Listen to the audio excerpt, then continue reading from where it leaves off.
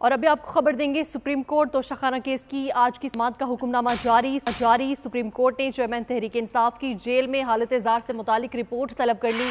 अदालत का attorney general को 28 अगस्त को रिपोर्ट जमा करवाने का हुक्म। एडवोकेट लतीफ़ खोसा इस्लामाबाद हाई कोर्ट में तोशाखाना समाअत से उन्होंने आगाह किया।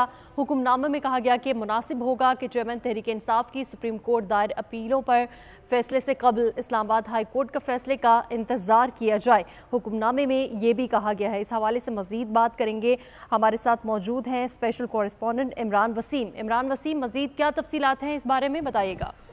जी बिल्कुल, ये उमरता बंदयाल साहब ने जो कि चीफ जस्टिस पाकिस्तान है उनकी जानिब से एक सफ़े का हुक्मनामा तहरीर किया गया है, जिसमें आज की जो अदालती कार्रवाई थी तोशाखाना के हवाले से इसमें लिखा गया कि जो चेयरमैन पीटीआई के लतीफ़ खोसा उन्होंने आगाह किया है इस्लामाबाद हाई कोर्ट में अपीलों पर समाअत जारी है।